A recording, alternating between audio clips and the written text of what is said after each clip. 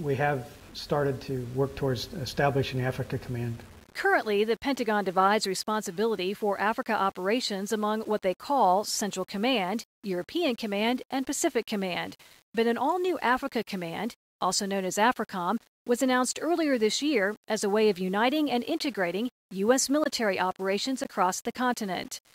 Admiral Tim Moon is Deputy Commander of the Horn of Africa Task Force. Hopefully they can take the lessons learned from everybody who's operated on the continent and come together with a truly dynamic organization that's able to meet the many unique requirements that you find in a landmass this big.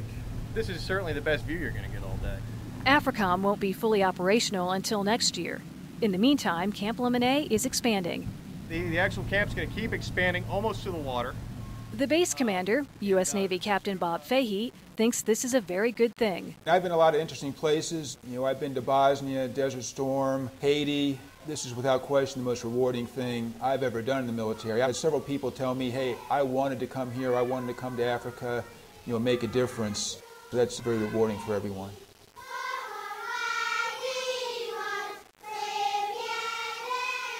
For Beyond Fear, I'm Kristin McHugh in Djibouti.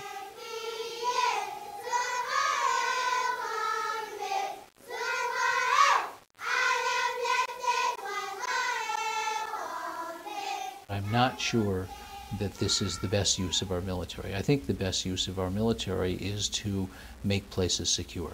Ken Bacon was the official Pentagon spokesman from 1994 through 2001 and now serves as the president of Refugees International, a Washington-based nonprofit that provides humanitarian assistance to people displaced by conflict or natural disasters around the world.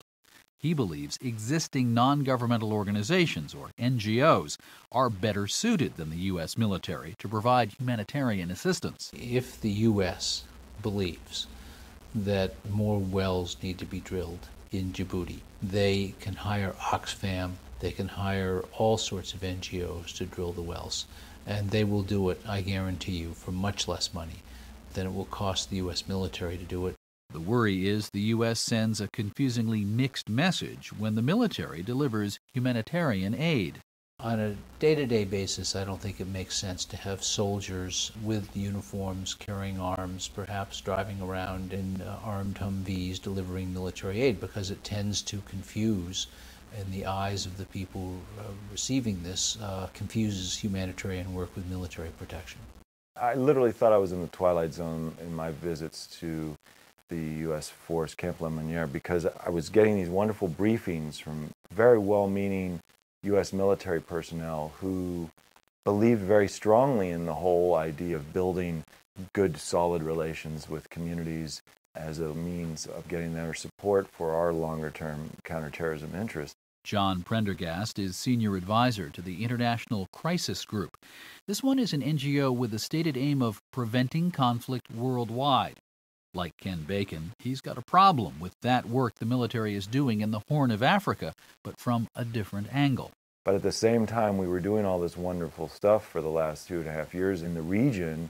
We were also providing, through our CIA station chief in Kenya, suitcases full of cash to warlords, just crushing and undercutting the long-term agenda that was patiently attempting to be built through these civil affairs. You can't sit there and analyze only what the right hand is doing when the left hand has got a whole other agenda. When we're firing rockets into southern Somalia in the middle of this invasion by the Ethiopians, we can't then, point to all the nice wells we built last year.